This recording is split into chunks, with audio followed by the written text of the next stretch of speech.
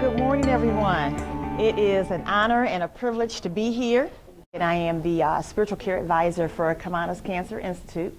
And today we're going to be talking about the power of the tongue. So when we think about the power of the tongue, it is very, very powerful because we know that without the tongue, we cannot really speak. We can do sign language, we can write on pieces of paper, we can do movement with our bodies, we can make, signs with our eyes, but in terms of verbalizing exactly what we want, if we don't have a tongue in our mouths, it's very hard to articulate. Can we all agree to that? Yes. Okay. So someone earlier said that they knew from a biblical standpoint and just from general standpoint, there is life or death in the tongue. So we can speak positive things or we can speak negative things. I know a lot of times people will wake up in the morning, they'll just say, I have a headache, I don't feel good, just everything that's negative, it's like nothing is going right in my life, everything is going wrong in my life, I've got a disorderly home, I'm having a bad relationship, with my spouse, my children are not doing wonderful things, I'm just having a bad problem in my life, I'm sick, it's just all these different things. It's like every time you talk to them, everything that comes out of their mouth is negative, negative, negative, right? So we all have encountered those individuals, right? And so then you encounter the individuals that will all, seems for whatever reason, they're always upbeat. I'm having a wonderful day. All things are going to be just wonderful today. I'm just so excited about what, is going to go on in my life today. And even though the doctors say, that I may be going through this whole cancerous situation, you know what? I'm going through it. This is not a permanent situation for me. I'm just passing through this on this journey. And so it's how we articulate exactly what we're experiencing, okay? So we want to be very, very careful to speak life, things that are uplifting, that are going to take us to the next level, as opposed to speaking words that create death. Because all of us are alive, right? Everybody in here is moving, right? And if you don't realize that you're moving, I want everybody to put your two fingers right here on your pulse. And if it's moving, if you can feel that pulse, that means you're alive.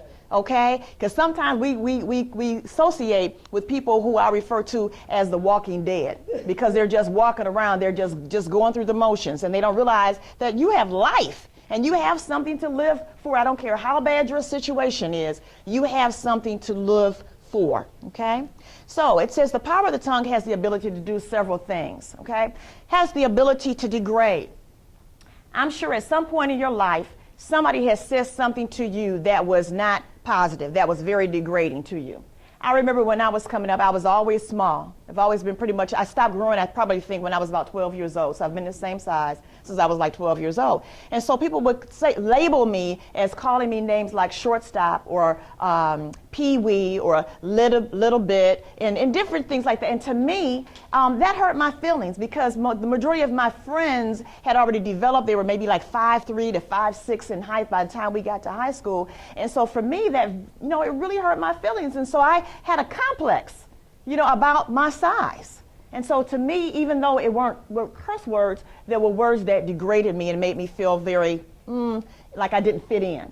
Words that would destruct. When we think about construct and destruct, construction means to build, destruct means to tear down. So some people may say some things to you that are very negative, that have torn you down in your life. And so when you think about those things, it kind of hindered you from where you were trying to go and kind of held you back for a minute and made you maybe feel that you weren't able to accomplish certain things in your life based on what somebody else said. You'll never be able to do that. I don't know why you're thinking you can open up your own business. I don't know why you think you're so beautiful that somebody's going to want to eventually marry you. So all those sorts of things will degrade you, will deconstruct you, okay? Exaggerate. The tongue has a way of exaggerating sometimes. You know how sometimes you're having a conversation with somebody and they just exaggerate and you can kind of like tell that they're not telling all of the truth, but they just keep adding on to it as if they're creating a movie. Okay? You ever had a conversation with somebody like that before? Yeah. Absolutely. Just exaggerating all the time, just making more out of the situation than what it really was. And again, someone said too about being very careful about who you share different things with. Because, for example, been diagnosed with cancer. Okay, that's the diagnosis. And then sometimes you go and you share with someone exactly what the doctor has said to you. Then the next thing you know, somebody else has taken the whole situation or your whole scenario, and by the time you get home, you're dead. When you just found out, as opposed to being in stage 1, they've already labeled you and just said, oh, she's about to die. You know, there's no hope for her. And you're trying to figure out where this person got all this information from because they utilized that tongue to be able to exaggerate. It had nothing to do with what you told them. And so we really have to be careful about who we even speak to and who we even share our interpersonal information about, okay? Slander. People sometimes can just take your name or take your situation and just slander it, and you don't even recognize yourself sometimes by the time people get through, taking your information and using it in a negative way. Curse. I like to use the word curse, but I like to also capture it by saying blessings. So sometimes we can have a lifestyle of curses, and sometimes we can have a lifestyle of blessings. For example, sometimes we look at our brothers and sisters that are in less fortunate situations than we are, who for generations have been on welfare. And someone has told them, because your great-grandmother was on welfare, you have to be on welfare. The next generation is going to be on the welfare, and you keep having babies out of wedlock so you can get on welfare. And so it's just going on. And so to me, that sounds like a curse, because we're not building someone up to let them know that there's another life out here. There is education, there are tools, there is a support system that can be able to get you out of that curse of being in that space, okay? And then gossip. Anybody ever been in the middle of a conversation or been around someone that is a gossiper or gossiping? And I always tell people, and especially when I'm talking with young ladies, and I'll say, excuse yourself, if you can, from individuals that are gossiping, because if they're talking about somebody else, guess what? They're going to talk about you as soon as you leave the table. So be very careful about associating yourselves with gossipers, because even though you may not be in the conversation, because you're present, people will just assume and begin to associate you with those individuals. Okay? So, but on the positive note, the tongue has the power to uplift. And if I had an opportunity to go around and uplift every single person in this room, I would start off, first of all, with our little princess here. And I would say to her, what's your name, sweetheart? Chloe. First of all, Chloe has a beautiful name, and she has such a beautiful smile. And I really liked the way you talked with boldness and confidence and said, my name is Chloe. You gave me great eye contact. You didn't hold your head down as if to say, my name is Chloe. But you held your head up, right? And you looked at me and says, my name is Chloe. And I love the colors that you have in your hair, and I love the color coordination that you have in your outfit. And I love the fact that you're with your grandmother, and you're sitting here so calm and very just relaxed and just chilled out on your best behavior. And if I had to say something complimentary to your grandmother, I would say, I love your hair. And I love the fact that you have chosen to go natural in your gray and your beautiful golden years. Thank you. Because a lot of times people will take color and try to cover it up, and that's okay too. But you have chosen, okay? Then my other sister here, and I'm loving the fact that you're all natural too.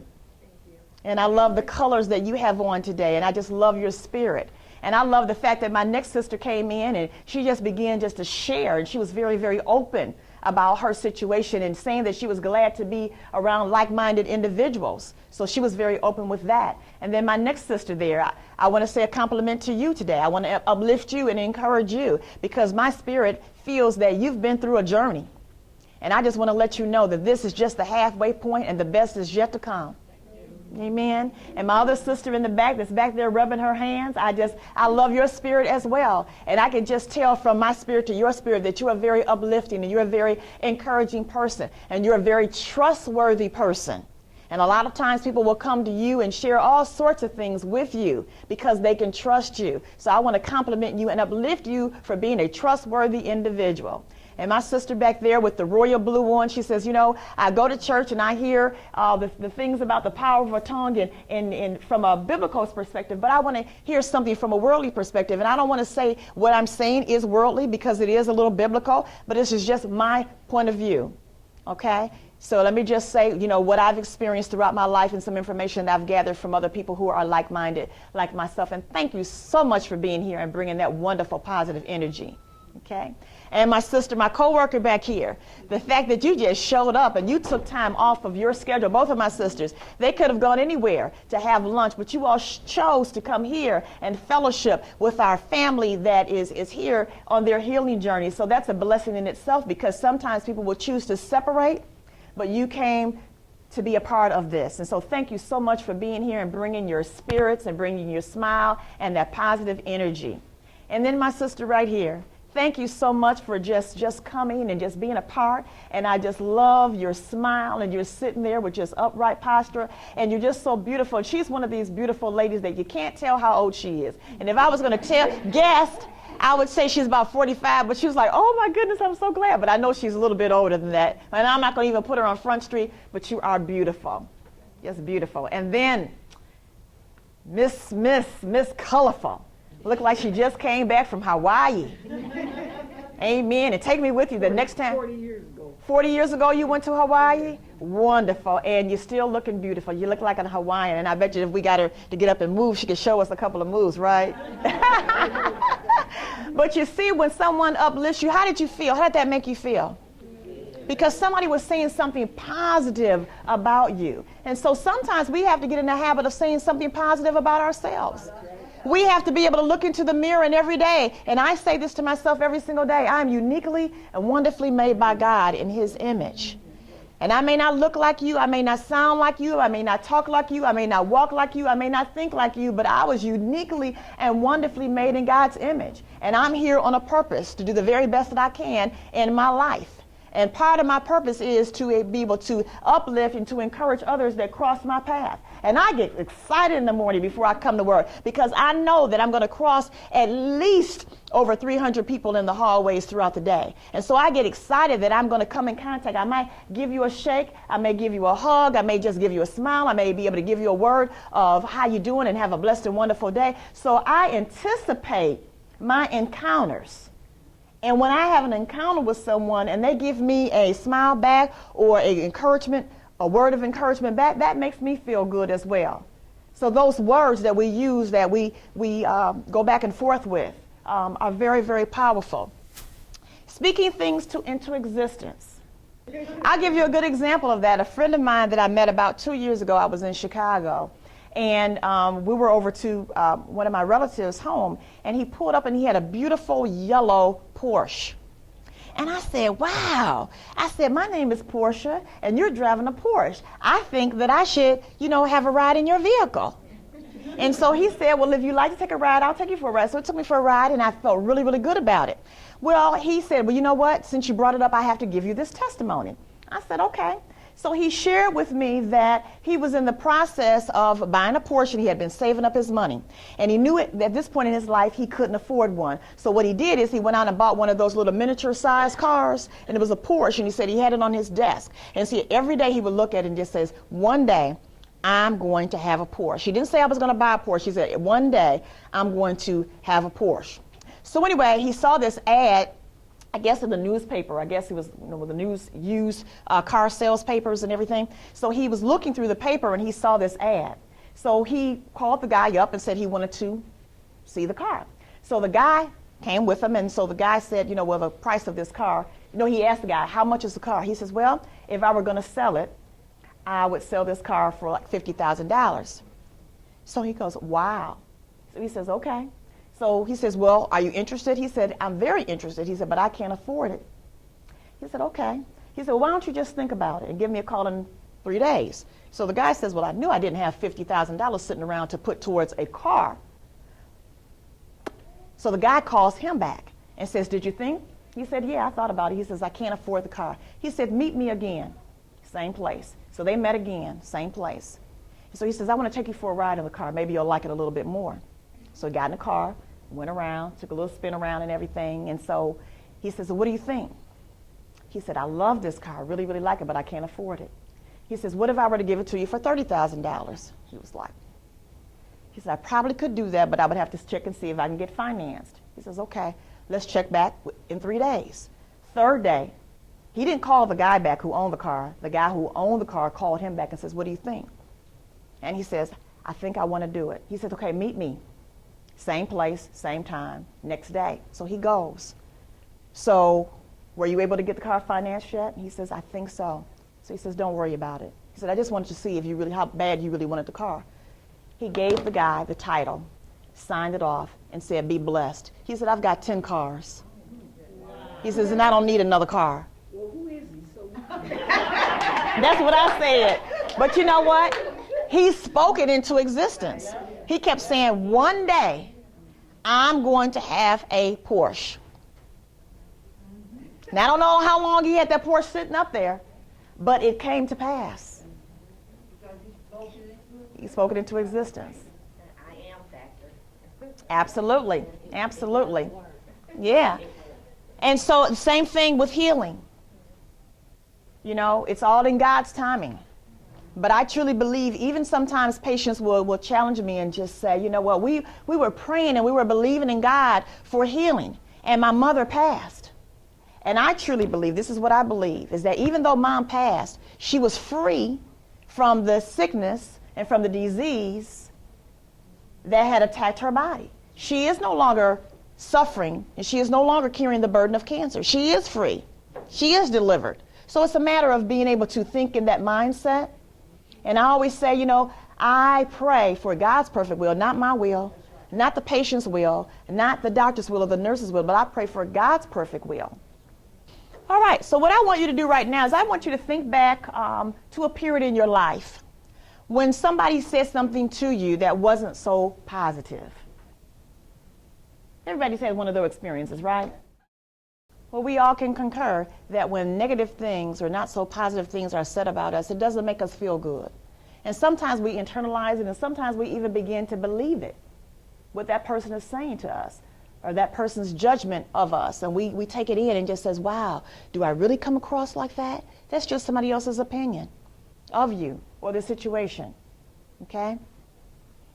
You know, and speaking about that, how many of you all had an opportunity to see the movie 12 Years of Slavery? I can't remember the young lady's name, but she was like the main character in the movie.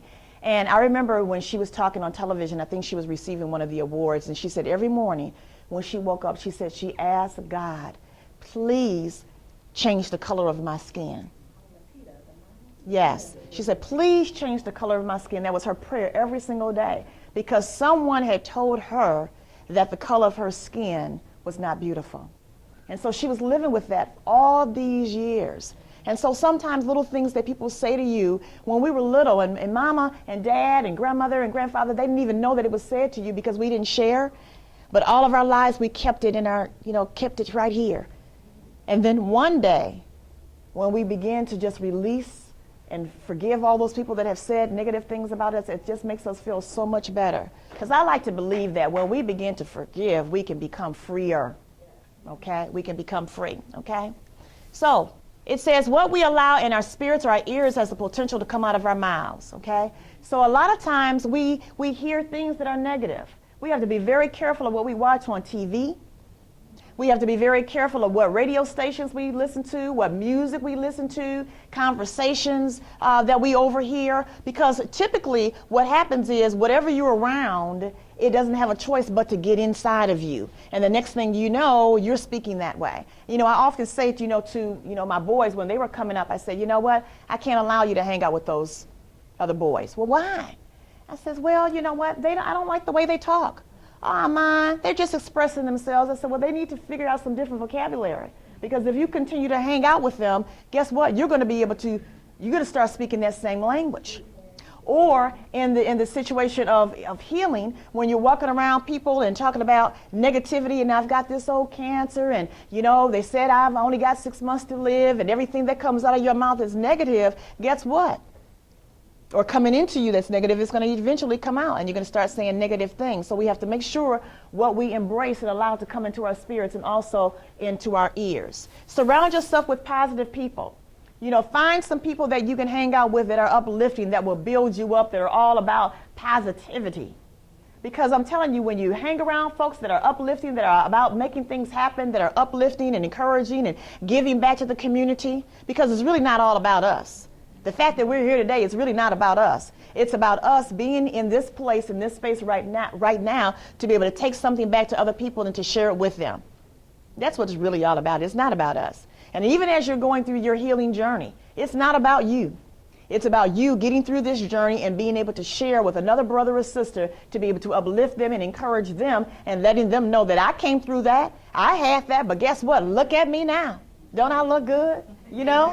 And so what? Yes, I had a mastectomy, but now it's rebuilt. I have one of my best friends. She's a 25-year survivor as well. And so she's going through some reconstruction surgery right now. So unfortunately, some things happen in the process. And she was told that over the 25 years, the doctor that she was going to told her that she didn't need to have a mammogram on that side. Well, after going to a different doctor and understanding that you have to have both tested, they found out that something had happened, to her sac. So in the process of all that, everything happens for a reason. She's in the process of getting a new breast that will look better than the one she had, and so she's very grateful. She's excited about it. Her husband's excited about it and everything. So I'm like, well, I'm excited for you. I won't get a chance to see it unless you want to show me, but I'm very, very happy for you. And so, even with those situations, she turned it around into something very positive. So congratulations to you, okay? And a lot of times, I'll talk with some of our patients and they'll say they're having a double mastectomy, but I'm getting restricted. I said, well, girl, that's a beautiful thing because now you get to choose what size you want to be. Most of us don't get a chance to choose. As I said before, I've been this same size since I was 12. I would love to be a 36C, but unfortunately, God said no, okay? So I have to be content, all right? Escort the naysayers out of your life. Those individuals that are constantly telling you what you can't do, constantly telling you what you can't get through. Sometimes we just have to open up the door and escort those individuals, right this way. You are now free to exit out of my life because I am only welcoming in people who are positive, who are uplifting, who are going to have my back, who are going to be my cheerleaders. And those people who are saying negative things and trying to tear me down, I don't have time for them anymore in my life. And I share this quite often, with some of my friends, and I'll say sometimes after I get off of work, after 9 o'clock in the evening, and someone that will call me up and start talking negative on the phone, and I know it's not uplifting and it's just negative information about other people or whatever, I'll tell them if you call my phone and you start talking negative, it is automatically designed to hang up and say that this phone call has been discontinued due to the negative speech that is experiencing. And it's a joke, but it's just the way I feel. Because sometimes you just don't want to hear it. And so you have to leave those individuals alone. Anybody that's not, and at this point in our lives, and I think everybody in this room, I can truly say is over 25, right? Right? Okay, I just want to make sure, sometimes people come in disguises. So 25, so the thing of it is at this point in our lives, we should be able to tell people exactly what we feel and be honest about it. Because everybody comes in and out of our lives for certain reasons and for a season and a reason, right? And when that season is over, whatever it is, and they're still lingering around, sometimes we just have to open up that door and just say, you're free to go. Thank you so much for the time and for what we had together, but this relationship is over. You really have to shut them off because I was thinking the exact same thing this morning when I was listening to the news as I was getting ready. And they were reporting about something that happened in New Jersey. And I said, they really had to go all the way to New Jersey to find some negative news to report when we have all these positive things that are going on in the city of Detroit. And the only positive thing that I saw was the fact that there was a school, I think it was Detroit School of Academy, that went to Disney World and they were performing at Disney World the Happy Song. And I said, wait a minute now, out of 30 minutes of news, and every time the news was reported, they're reporting the same thing over and over and over and over again. So I got to a point in my life where I just said, what, I don't want to hear it. I turned off the radio, I started turning off the TV, and what we have to do as a community is make up and share good news. We have to be on point, on purpose, every day, intentionally sharing something good with somebody else. So, what I want you to do now is, everybody probably should have a piece of paper, and even if you don't, you can just put it right here. And I want you to think about one of your challenges. Just one, it has to be real, real brief. Just one challenge that you have right now. I want to leave with this little note, and I'm going to share something with you and then give everybody a copy of it. It says, the power of the tongue. It says, I am whatever it is that you're trying to be because God says I am, and I can be what God says I can be. So whatever it is that you're believing in God for, or the Creator for. I know that we have some different interfaces that possibly are in the room. So whoever your Creator is, whoever your source is, You can call on that. But I choose to call, my preference is to call on God. And one of the things that I have is a little thing that I say on a regular basis. It's called I am. It says, I am victorious. I am healthy and I'm whole. I live under an open heaven. I am blessed and a blessing. I am prosperous. I have clarity. I am walking in the perfect will of God. I receive explosive blessings. I am peaceful. I am loved and I am loving. I am organized. I am creative. I am strong. I am a prized possession. I am talented. I am a traveler. I am uniquely and wonderfully made by God. I am helpful. I am confident. I am focused. I am supportive. I have sweet sleep. I'm an excellent parent. I have the favor of God. Something good is going to happen to me today. My body is in great shape. I'm a giver and a receiver of gifts. I have an abundance of finances in all of my accounts. I am powerful. I'm a vessel used by God. My greatest victories are in my future. I am because God says I am, and I can be because God says I can be, and I can do what God says I can do. Amen. Amen.